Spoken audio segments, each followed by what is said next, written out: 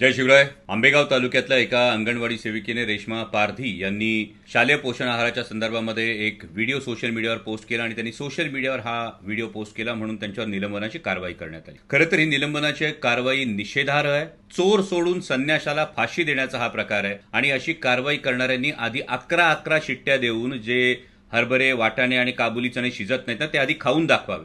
म्हणजे कदाचित कागदी घोड्यांच्या मते, कागदपत्रांच्या मते या अंगणवाडी सेविकेचा, या भगिनीचा मार्ग चुकला असेल, पण तिचा हेतू काय होता हा जास्त महत्वाचा आहे. या संपूर्ण शालेय पोषण आहाराची खरेदी राज्य स्तरावर केली जाते आणि त्यामुळं या भगिनीवर कारवाई करण्याआधी हे जे कोणी ठेकेदार आहेत, हे जे कोणी पुरवठादार कंत्राटदार आहेत, ते पुरवठादार कंत्राटदार आणि या शालेय पोषण आहाराच्या साहित्याच्या गुणवत्तेची तपासणी करणारे अधिकारी यांच्यावर आधी कारवाई करण्यात यावी अशी मी माननीय मुख्यमंत्री महोदयांना विनंती करतो.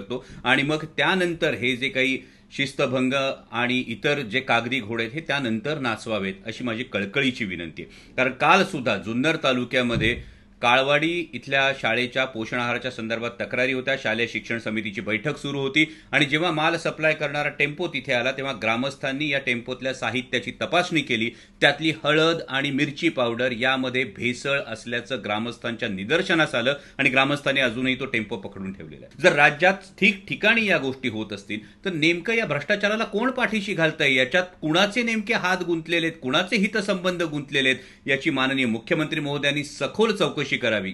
कारण जर देशाच्या भविष्याशी, या लेकरांच्या आरोग्याशी खेळून 4 पैसे काळ्या मार्गाने कमवण्याचा जर या ठेकेदारांचा किंवा यामध्ये जे गुणवत्ता तपासणारे अधिकारी आहेत त्यांचं दुर्लक्ष होत असेल तर माणूस म्हणून घ्यायला आपण कितपत पात्र आहोत याचा विचार करण्याची गरज आलेली आहे.